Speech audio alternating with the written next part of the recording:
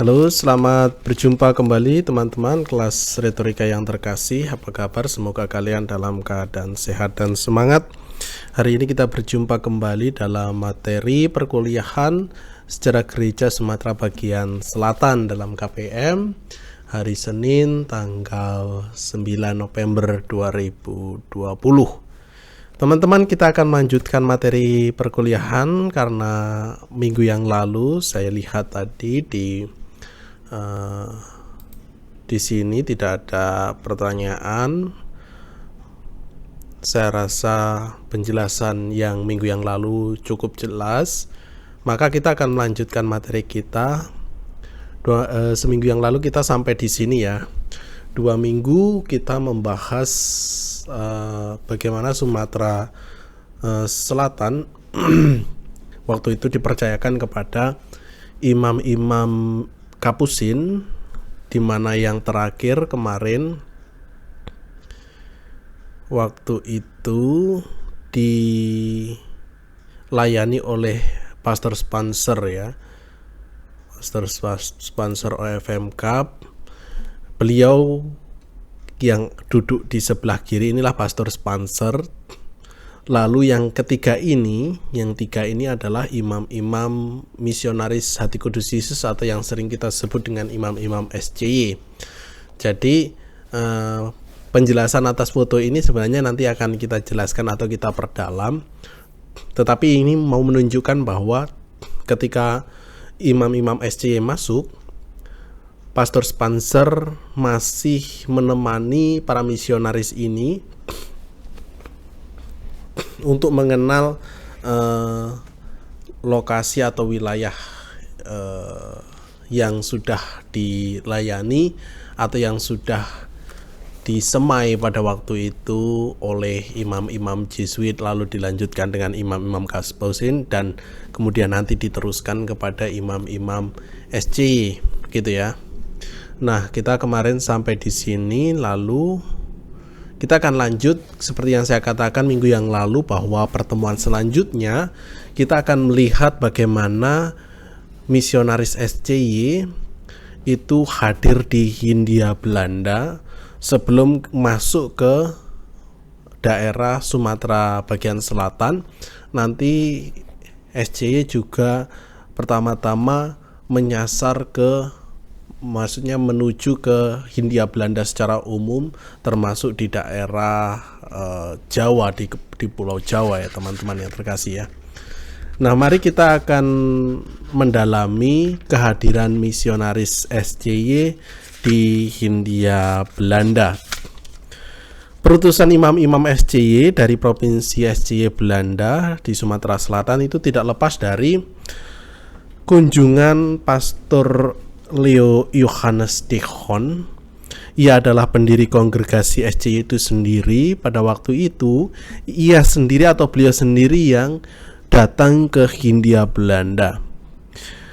Setelah mengadakan pelayaran ke beberapa tempat di Eropa dan Amerika Latin, karena SCY pertama ketika sudah didirikan oleh Leo Johannes Dichon ini, mereka justru berkarya di daerah Amerika Latin, di daerah Brasil sana, di daerah orang-orang kaum buruh seperti itu. Jadi setelah dari Amerika Latin dan sekitar Eropa, Pastor Johannes Leo Dichon ini atau Pastor Leo Johannes Dichon ini mengunjungi Hindia Belanda dan ia mendarat di Batavia pada tanggal 23 Desember 1910. Tujuannya apa? Pater Dichon ini ingin mencari daerah baru. Daerah baru ini ya, salah ketik daerah batu. Daerah baru untuk karya kerasulan kongregasi yang ia dirikan, sekaligus minta penjelasan dan nasihat untuk karya kongregasinya. Karena memang terbilang pada saat itu kongregasi SCY terbilang cukup baru dibandingkan dengan kongregasi-kongregasi yang lain, apalagi ordo-ordo seperti Kapusin atau OFM secara umum. Sebagai pendiri, ia menjadi sosok penting bagi perkembangan kongregasinya. Perutusan para konfrater SCY di daerah-daerah misi tentu diputuskannya sendiri karena Pater Leodehon inilah yang mendirikan, meski saya tulis di sini keputusan Pastor Yohanes Leodehon ini kadang tidak disetujui oleh Dewan Jenderalnya. Kenapa tidak disetujui? Karena alasannya juga pada waktu itu selain SCY adalah kongregasi yang cukup baru pada masa itu, mereka masih kekurangan finansial dan kekurangan anggota dibandingkan dengan kongregasi-kongregasi yang lain. Maka cukup wajar ketika Dewan Jenderal cukup mempertimbangkan keputusan oleh pater pendiri ini sendiri ya. Lalu Pastor Lambertus van Halbeek, provinsial SCY Belanda, karena yang jelas pada waktu itu belum ada provinsi SCY di Indonesia, masih di Belanda. Pada waktu itu mengunjungi provinsial Kapusin yang ada juga di Belanda yang bernama Pastor Stanislaus Haderwich dengan maksud menanyakan kemungkinan SCY bermisi di Sumatera dan Borneo. Kita tahu bahwa setelah Jesuit kemarin ya, Kapusin OFM Cup ini termasuk pendahulu sebelum SCY masuk ke daerah Hindia Belanda, maka wajar ketika petinggi-petinggi di sana, karena pusatnya Kapusin pada waktu itu yang berkarya di Hindia Belanda juga di Belanda, maka mereka berdiskusi di sana untuk membicarakan bagaimana kalau misalnya SCY membuka daerah misi di Hindia Belanda, ya bercerita banyak hal bersama dengan Pastor Kapusin Belanda ini untuk membicarakan tenaga pastoral yang dibutuhkan untuk hadir di daerah Hindia Belanda, terutama di daerah Sumatera dan Borneo. Borneo pasti kita tahu bahwa itu daerah Kalimantan yang sudah sejak lama Kapusin hadir di dua tempat ini, Kalimantan sekaligus juga Sumatera. Dan pembicaraan itu berlangsung cukup baik dan menghasilkan keputusan bahwa SCY akan mengirim beberapa tenaga pastoralnya ke Hindia Belanda, terutama ke daerah Borneo, sebelumnya ke Batavia, atau ya yang jelas ingin pertama-tama ke Hindia Belanda, tetapi nanti fokusnya adalah ke Sumatera bagian selatan. Dan inilah permulaan bagi perutusan imam-imam SCY di Sumatera Selatan, juga membuka suatu prakarsa misi lebih lanjut di Sumatera Selatan. Nanti kita akan perdalam lebih lanjut. Dan kita tidak bisa mengesampingkan peran Pastor Leo Johannes Dehon yang mengunjungi Hindia Belanda pada Desember 1910 bagi perutusan imam-imam SCY di Sumatera Selatan.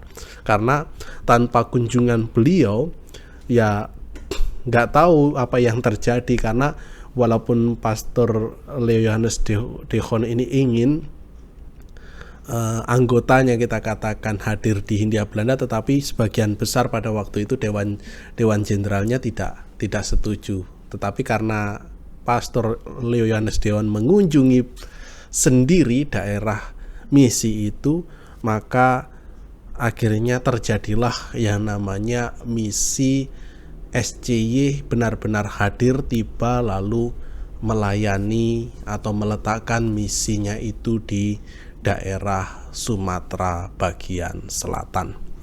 Begitu kurang lebih kisah secara ringkas awal mula kehadiran misionaris SCY di Hindia Belanda.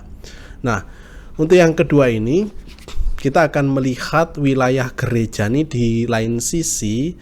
Ketika SCY masuk, wilayah gerejani untuk Sumatera Selatan mengalami pemekaran. Jadi terjadi pemekaran wilayah gerejani, yakni Bangka dan Belitung menjadi wilayah gerejani sendiri, terpisah dari Prefektur Apostolik Sumatera. Pada waktu itu Prefektur Apostolik Sumatera ya mencakup daerah Bangka dan Belitung, termasuk juga Kepulauan Riau secara umum, tetapi atas usul saran Kardinal William Van Rossum ini akhirnya terjadilah pemekaran. Dan apa yang dilakukan oleh kardinal atau usul dan saran Kardinal William van Rossum ini kemudian nanti akan ditanggapi secara positif oleh Gereja Universal yang diwakili tentunya oleh Vatikan. Bangka dan Belitung diusulkan Kardinal William ini untuk dilayani oleh misionaris non-Belanda. Kenapa? Karena daerah-daerah seperti Sumatera, daerah seperti termasuk juga Kalimantan, daerah Jawa itu didominasi oleh misionaris Belanda pada waktu itu, sehingga ada semacam usul supaya kekasan gereja Katolik itu muncul, sehingga misionaris itu tidak hanya satu rumpun, tidak hanya orang Belanda saja, tetapi supaya nampak sisi universalitasnya bahwa gereja Katolik itu memang merangkul semua rumpun, semua suku, bangsa, dan seterusnya. Maka usul Kardinal William ini ingin ketika nanti dimekarkan wilayah Prefektur Apostolik Sumatera ini, corak gereja Katolik itu nampak, yakni ya sisi universalitasnya itu tadi, sehingga dilayani oleh berbagai misionaris yang berasal dari banyak negara seperti itu. Nah, pertama-tama ketika nanti dimekarkan Bangka dan Belitung pertama karena pada waktu itu Prefektur Sumatera itu sudah didominasi oleh misionaris Belanda, maka ketika mau dimekarkan paling tidak Bangka dan Belitung nanti dilayani oleh misionaris yang non-Belanda seperti itu. Walaupun agak sulit ya menghadirkan misionaris non-Belanda karena pada waktu itu kita sedang berada di bawah kolonial orang Belanda. Jadi kolonial Belanda pada waktu itu juga rasa-rasanya cukup sulit untuk menerima misionaris di luar Belanda. Tetapi tetap diusahakan oleh Kardinal William ini, paling tidak dia yang mempunyai saran atau usul pertama kali tentang misionaris non-Belanda. Nah, Bangka dan Belitung atau Kepulauan Riau ini pertama-tama ditawarkan kepada SPD, yang notabene sebenarnya SPD pada waktu itu juga berada di Belanda, atau SPD yang berada di Belanda ditawarkan ke sana. Nah, karena SPD pada waktu itu sudah hadir dan diserahi, kita katakan sudah meletakkan misi di daerah timur, di daerah Flores dan sekitarnya, dan mungkin atas alasan lain, SPD menolak untuk menerima tawaran berkarya di Bangka dan Belitung. Lalu tawaran itu kemudian ditawarkan kepada SSCC. Kita tahu SSCC itu imam-imam Hati Kudus dan Maria, yang pada waktu itu mereka atau nama biara mereka berada di Prancis. Jadi ada alasan bahwa kalau ditangani oleh SSCC berarti di sini nanti misionarisnya non Belanda, yakni berasal dari imam-imam yang berasal dari Prancis seperti itu. Nah, untungnya puji Tuhan kita katakan di sini bahwa tawaran itu diterima oleh SSCC, sehingga pada tanggal 27 Desember 1923 Vatikan mengeluarkan surat pemekaran beberapa prefektur apostolik yang ada di Sumatera, karena pada waktu itu hanya ada satu prefektur apostolik, yakni Prefektur Apostolik Sumatera yang pusatnya ada di Padang. Lalu pada tanggal 27 Desember ini dimekarkan menjadi 3 prefektur apostolik.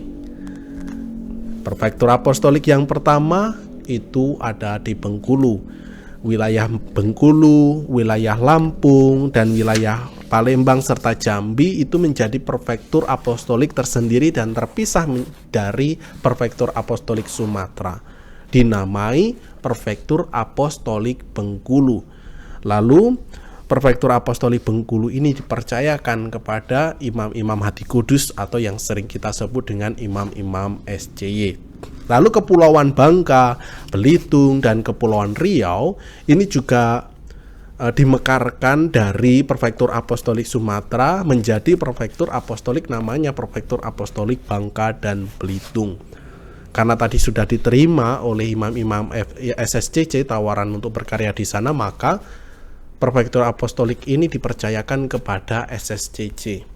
Maka SSIC punya sejarah panjang ketika mereka berkarya bermisi di Bangka dan Belitung, tentunya sampai saat ini ya, sampai mereka sebagian bahkan berkarya di Singapura. Lalu yang ketiga, prefektur Sumatera sendiri, yang pertama adalah yang menjadi cikal bakalnya prefektur pemekaran itu tetap berada di Padang dan dipercayakan kepada OFM Kap atau imam-imam Kapusin yang yang sebelumnya memang sudah ditangani oleh imam-imam Kapusin dan namanya berubah menjadi Prefektur Apostolik Padang, bukan lagi menjadi Prefektur Apostolik Sumatera. Jadi inilah isi kurang lebih pemekaran yang terjadi pada waktu itu. Jadi dimekarkan menjadi 3 prefektur apostolik.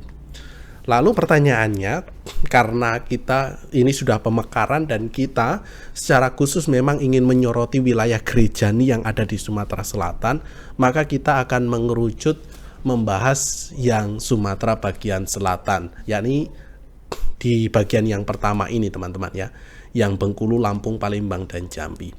Kenapa gerejani Sumatera Selatan berpusat di Bengkulu? Kenapa tidak di Palembang? Mungkin ini juga menjadi pertanyaan teman-teman seperti itu. Bahwa pertama-tama pusat kita katakan misi atau pos misi atau wilayah gerejani yang pertama-tama di Sumatera bagian selatan itu justru ada di Bengkulu. Jawabannya karena Tanjung Sakti. Kita tahu beberapa waktu ini ke belakang kita sudah membahas kenapa Tanjung Sakti begitu mendapat tempat menjadi sentral atau pusat atau awal kita katakan cikal bakal gereja yang ada di Sumatera Selatan, karena pertimbangannya memang karena Tanjung Sakti itu berada di kerisedenan wilayah di daerah Bengkulu. Jadi kalau sekarang memang Tanjung Sakti ini masuk dalam Sumatera Selatan ya kalau provinsinya ya seperti itu, tetapi pada waktu itu pada masa kolonial Hindia Belanda, Tanjung Sakti itu berada di kerisedenan wilayah Bengkulu, sehingga pasti Bengkulu yang kita katakan di situ yang menjadi pusatnya seperti itu, atau wilayah utama atau kotanya berada di Bengkulu. Nah, seperti itu ya teman-teman. Dan Pastor Henricus Leonardus Smith SCY yang pada waktu itu sedang berkarya di Kongo, kemudian diangkat menjadi Prefek Apostolik Bengkulu yang pertama. Namun ia baru tiba di Tanjung Sakti pada September 1925. Padahal pada waktu itu dia sudah diangkat menjadi prefektur atau Prefek Apostolik Bengkulu pada tanggal 28 Mei 1924. Begitu kurang lebih teman-teman awal mula imam-imam misionaris Hati Kudus atau imam-imam SCY ini hadir ke Indonesia, lalu terjadi pemekaran dan sampai di sini kita sudah bisa mengenal bagaimana kehadiran para misionaris, lalu pemekaran itu terjadi di wilayah gereja Sumatera secara umum atau gereja Sumatera bagian selatan secara khusus. Begitu saya kira teman-teman untuk materi perkuliahan kita hari ini.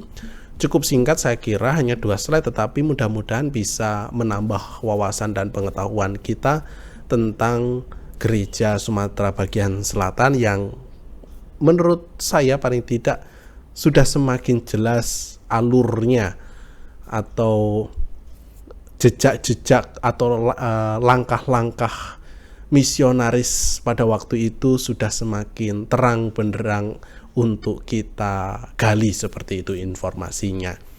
Nah, kalau ada yang ditanyakan silahkan. Kalau ada sesuatu yang tidak jelas, kalau misalnya dirasa cukup jelas, silahkan nanti langsung mencermati presentasi teman kalian saya kira 1 atau 2 komunitas hari ini ya untuk presentasi kita. Sampai jumpa di lain waktu. Tuhan memberkati.